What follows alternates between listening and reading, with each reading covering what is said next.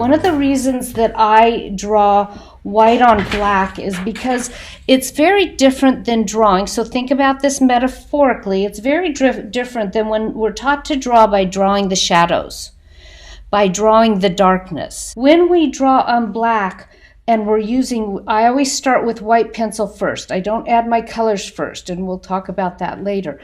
I draw the light, right? I'm drawing the light. And so if you think of that metaphorically, it's like we're drawing the light. And here, just that in and of itself as a metaphor. And then one of the things, in order to highlight what the light and the dark, well, first of all, we can color the outside of the image, and look at how, I know my paper's turned, but that's how I have to draw. Look at, if I draw up to this line and I eliminate the line by adding the light, you actually, rather than, you get more of a sense of that shape, of that image.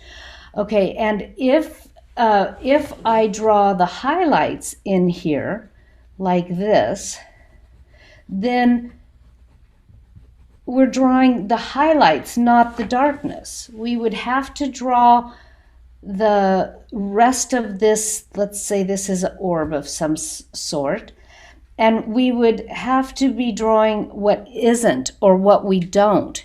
And here we're actually drawing what we do want, and what we want to highlight, okay? And notice how already by adding value that we get a sense of shape, okay? And if you remember in the book, shape is chapter 4, and no, it's chapter 3. And in chapter 3, what we use shape for is to create a container to pour our dream into. Okay, and we use the idea, and if you go on my website to my lead page, it actually goes through the 4 steps on that in a worksheet and a video.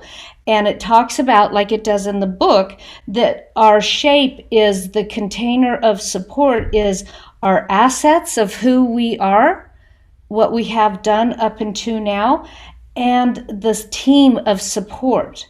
And so in a sense, that's the container to pour our dream in.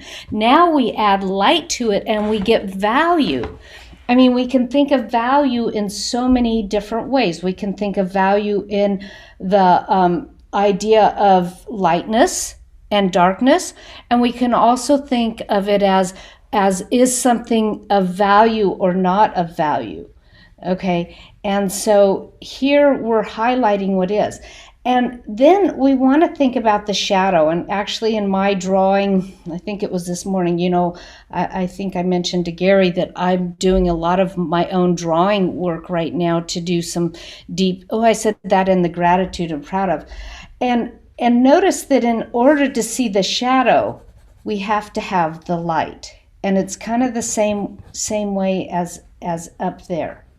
Okay, and so we have to see the light. Now, one of the things that I wrote on my little drawing, I didn't bring it today, but it was actually a path with lots of trees along it, and then the path had shadows, and it was kind of like, yes, rest in the shadow, but don't stop there. Keep going. There's another tree, another place to rest, and just keep going on the path. So here, in order to highlight the shadow, we're adding light. And that's one of the things that we look at. Now, in this drawing process, often we look into the shadow to discover what is in the way. First, let's look at the light and say the result that you want is here. So let me look at some of the things. I want to be more assertive. Okay, so I am assertive. That becomes the light. That becomes this image here. And then we can look at, so when I'm not assertive, what is in my way?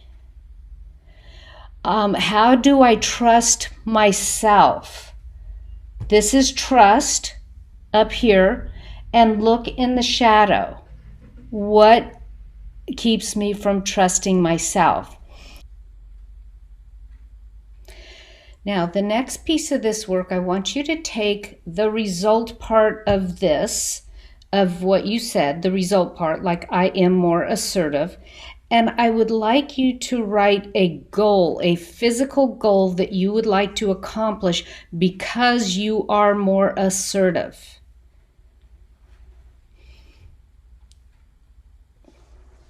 Because you let go of outcome. So in the place of having assertiveness, what is a goal that you would accomplish because you were assertive? And I want you to do this goal within the next, something that you could accomplish in the next, well, couple of weeks.